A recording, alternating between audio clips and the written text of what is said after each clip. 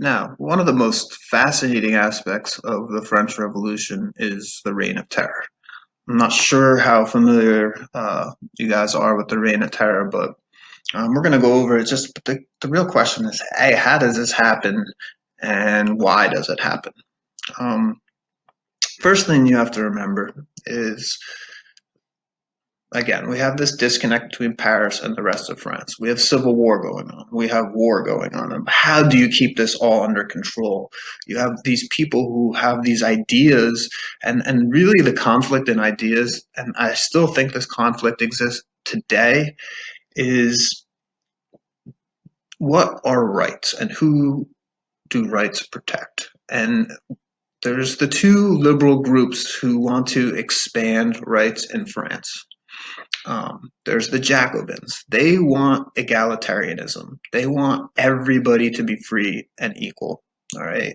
And then there's the Girondins, who they're more like America and Great Britain. They want change from that old regime in France, but they want people of property being protected.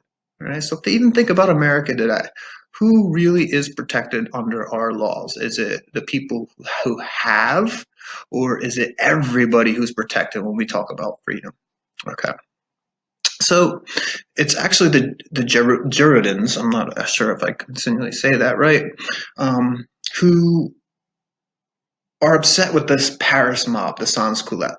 And like, there's basically anarchy happening in Paris right now. And they think that the Jacobins are kind of like stoking the fire, getting this thing going right here.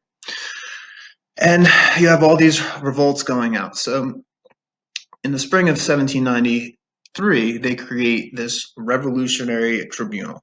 I would have 12 jurors and a public prosecutor and judges serving as the function of convicting counter-revolutionary of political crimes to condemn them to death. I mean, it reminds me of being an Eagles fan, how they set up the because Eagles fans are just so I don't want to pick on Eagles fans, stupid, and they had to set up like a judge in the stadium because they can't control themselves. Um, all right, so we set up this committee of public safety, and the committee of public safety has two responsibilities. All right, it is there to coordinate France's war effort and basically to stop counter-revolution. The Girondins are actually the first ones to use this tribunal, and they accuse the man named Marat, who I mentioned before. He wrote the newspaper, and he's one of the ones who are inciting the sans culottes in the streets of Paris. So they put him on trial.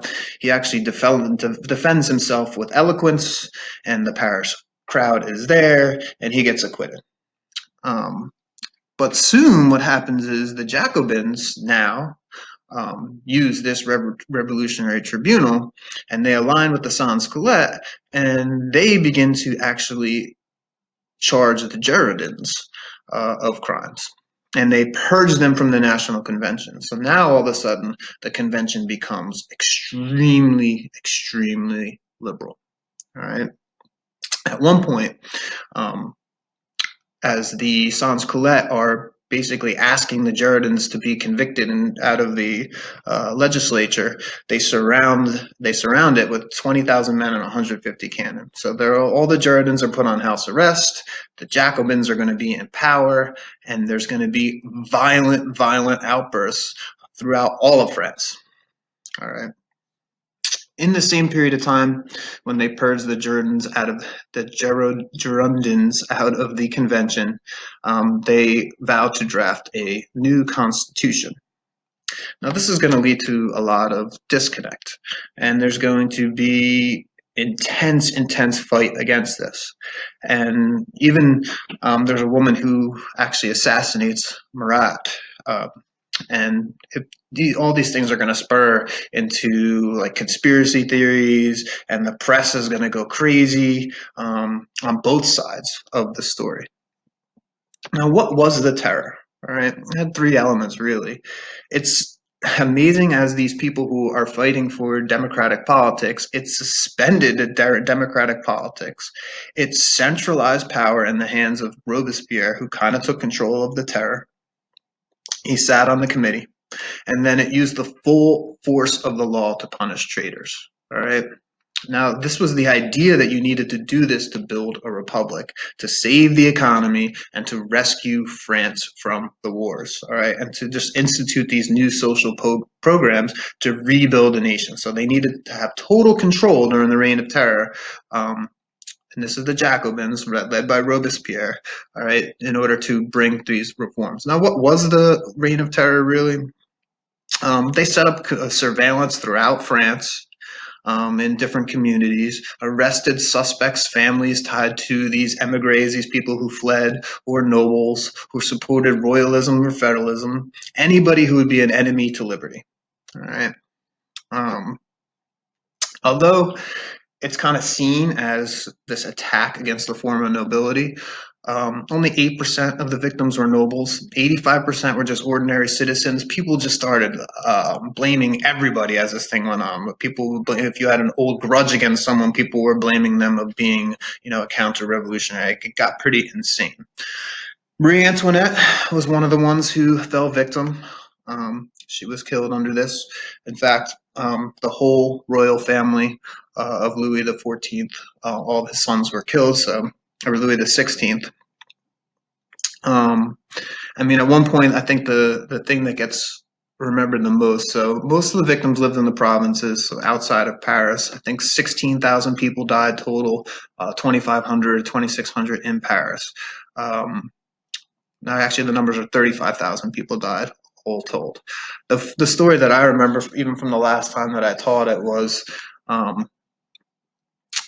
there was one story in that they accused so many people in the Vendée, which you remember that was the part where the counter-revolution was the strongest, that they couldn't even put them in jails. So instead of putting them all on trial, they had 2,000 strapped to the decks of barges and just sunk the barge and drowned them in the river. So this is such a contrary concept where you're trying to actually are spreading terror to bring freedom, and it's really, really interesting to me. But okay, so on the last slide, we talked about the terror. And we have these Jacobin, Robespierre-led people who have this idea of egalitarianism throughout France. They want everyone to be able to vote, everybody to be equal, income to be distributed, borderline socialism. All right. And just much like how Lenin did it in Soviet Union, they have complete control, and they're actually limiting people's freedoms in order to give people's freedoms. Now, on this slide, we're going to take a look at some of the things that they instituted, and they're really, really interesting to me. So, even you have to remember is that this movement is based on reason, enlightenment principles of reason and equality. All right, so we're going to use reason. So obviously, remember Voltaire, like in the Candide, he attacks the church and laughs at it as being superstitious, and he attacks religious. And this is going to be what drives this. Now, it's in 1791, 2 years into the revolution. We're going back in a couple of years. Just an example would be the French leaders created in the Latin Quarter, there was a secular monument. You guys remember what the term secular means. And they created a burial place honoring the great men. And this would be called, it was a former church, and it was renamed the Pantheon, all right, which you guys may be familiar with. And it's crazy because what they did is they exhumed bodies of Voltaire who had been dead. He wasn't alive during the revolution. And they had these huge ceremony where they took his body in a sarcophagus and brought it to the Pantheon, him and Rousseau. And I think like 3 years later, not Rousseau was 3 years later. So he got hundreds of thousands of Paris Parisians lining the streets and this big ceremony, placing them in, that's what I said, in the Pantheon of greats. Kind of ironic there.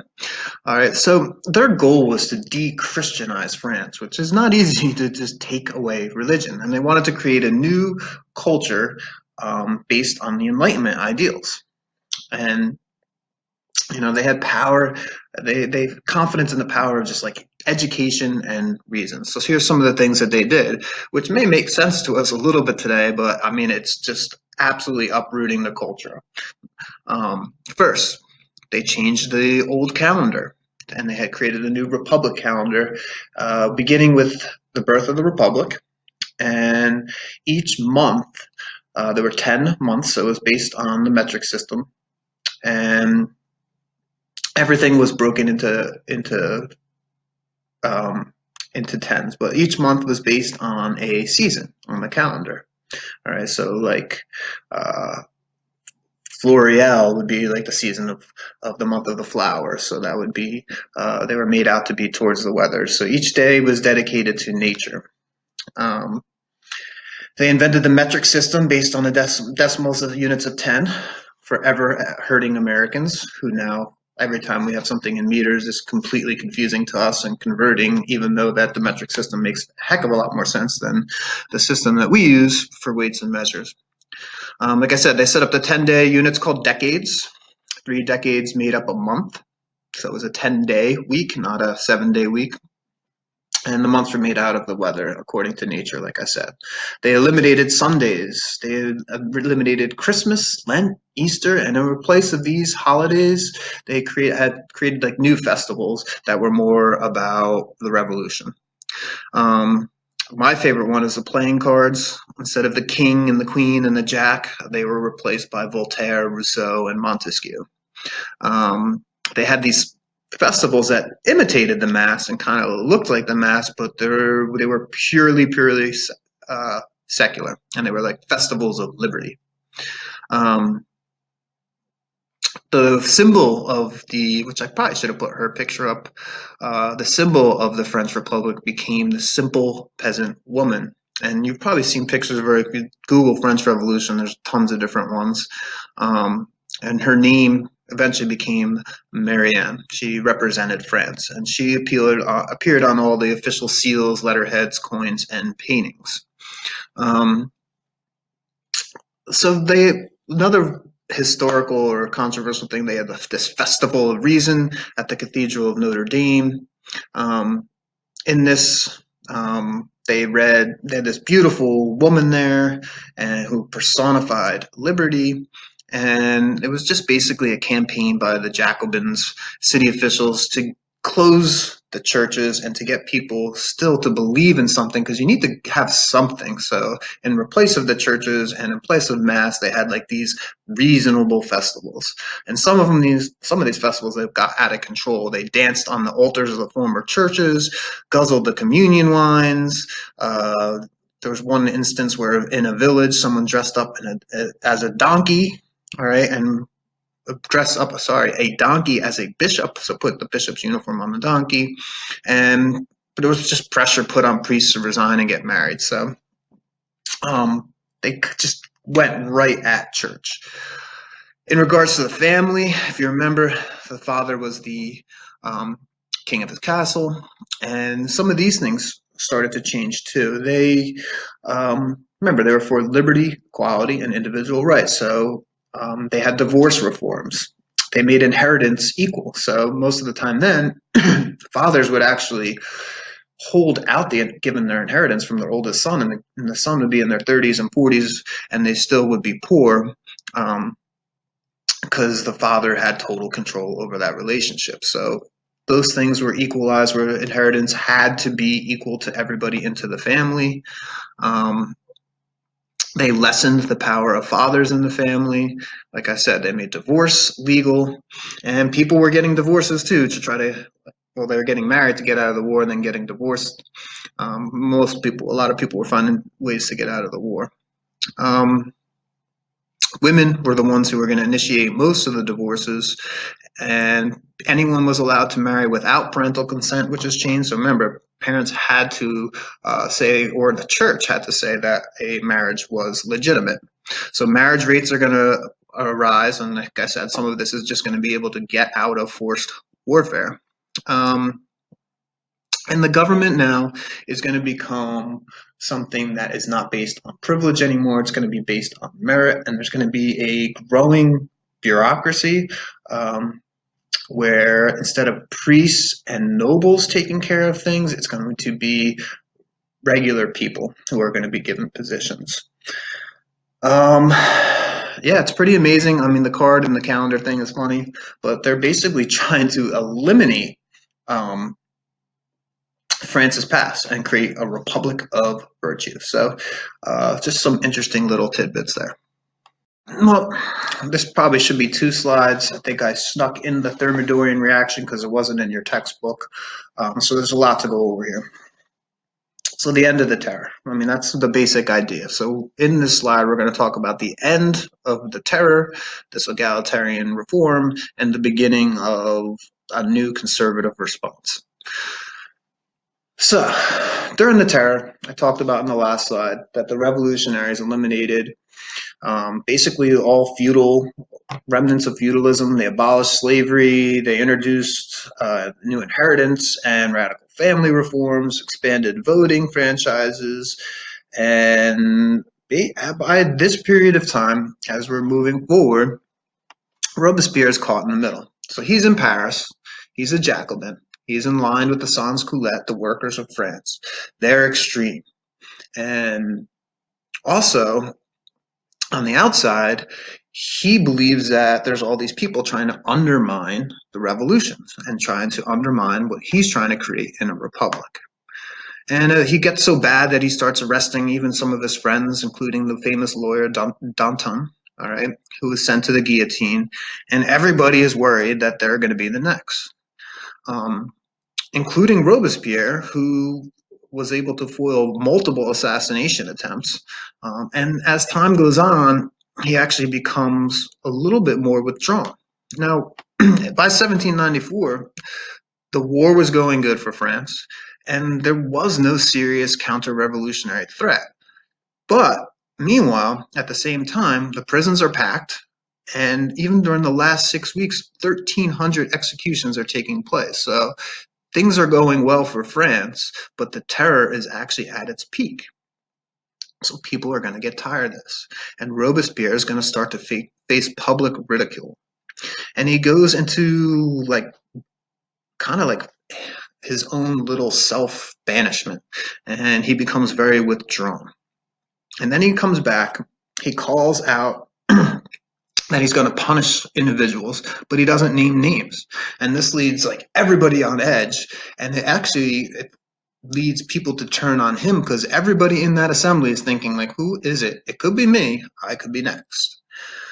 So what ends up happening is this group called the Thermidorians, all right, because they took over on the 9th month, which was called Thermidor.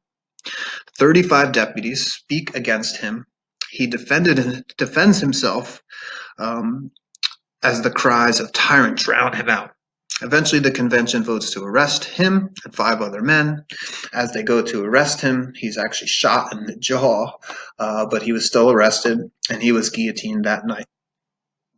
Almost 100 other Robespierre supporters followed after that, and the Thermidorians take control.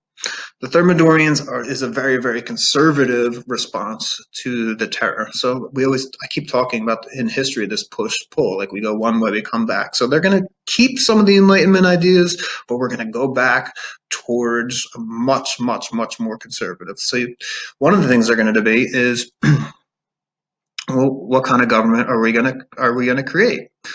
They're going to blame Robespierre for all the problems that happened during the revolution, and they are going to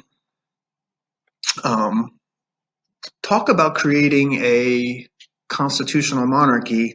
But the problem is Louis's family had all been killed. His son had died in a prison at the age of 10. His brother, Louis XVI's brother, was still alive and declares himself king, but they didn't want to quite go all the way back that way. All right. So they create this thing called the Directory. Let me find my notes here. The Directory was they create a new constitution that forms the Directory. And under this new constitution, only the wealthiest taxpayers could become electors. So all men could vote all right, but their vote didn't have tons of power because only the wealthiest people actually could choose the electors. So it's kind of similar to the U.S. system, but it's more based on money. So they established a bicameral legislature, which, if you remember, is going to take hands away from the people. Unilateral is going to be closer to the people who vote, and it's going to create an executive, 5 men known as directors, and that's why it's called a directory. Now, what is the directory going to do? They're going to relax the religious laws, so we're going to move back that way, which is going to make probably more people in France happier than not, because that was creating division. Churches are going to be reopened, and they're going to focus more on secondary education, and they're going to open universities to train teachers, doctors, and experts. They fail to find a way to create a universal education system, as the primary schools couldn't find teachers in certain areas to actually teach students in foreign areas or areas like that were more low income. So they fail in many ways, but basically the elites are the ones who are going to get educated. Now, the Thermidorian reaction, and this is going to lead us into Napoleon, which is the next, are going to fight against these Jacobins. Now, the Jacobins had these clubs where people would talk and spread pamphlets. They're going to be shut down. Clubs are going to be shut down, and what's going to happen is the money is going to flow back into Paris, and people are going to start dressing up again, and wealth is going to now be on display, and the museums are going to open, and the plays and the theaters in Paris now is going to become more of like a capitalist high society place. So we went all the way from the terror, sans culotte, and now we're almost back to square one, except we don't have a king, we have the directory. All right, I just wanted to take a little second here to kind of sum up everything, because there's a lot here. I called it accomplishments. I'm not really sure they're necessarily accomplishments. And see the picture there, I have the cards, which is what I find fascinating. So what really was, and the revolution, even under the Thermidorians, is still going on. So the revolution isn't over yet. But really, what is happening here? So social engineering. It's pretty amazing that you just try to cut all ties to religion, just like that. I mean, so and some of the things I have in here is with Robespierre, he created this cult of the supreme being. So people are going to believe in things. So what they believed in wasn't God, but it was reason. And I talked about this with the Enlightenment. And these are concepts I've been over a lot, and I'm not sure you guys don't like get it, is they believe that you could solve everything through reason, and that this idea of deism, and this is what the cult of the supreme being kind of is that whatever God that you are speaking of, is he laid everything out and he gave man reason to figure it out. It's a very impersonal God because he's not acting on a in life on a daily way. He's just setting the parameters, starting up the clock, as I talked about, and giving giving humans reason to figure it out. He created this idea of worshiping the revolution. So that, like, I mean, this is why he had to die. I mean, because it's almost like a fire. It can't last forever because it's going to lose the fuel to burn. So, I mean, to the revolution itself lost the fuel because people just got tired of it. I mean, nobody wants to live in such a dramatic, and this is what I talk about, the forces of order and forces of change. Nobody wants their lives to change that much. I mean, you may be able to handle it for a short period of time, but people want structure. I mean, just talking about the right now, what we're going through with the coronavirus is it's like, all right, now I'm living at home and my whole routine has to change, and you're going to see that people are going to get into routines at home. People want routine. All right, got off topic a little bit right there.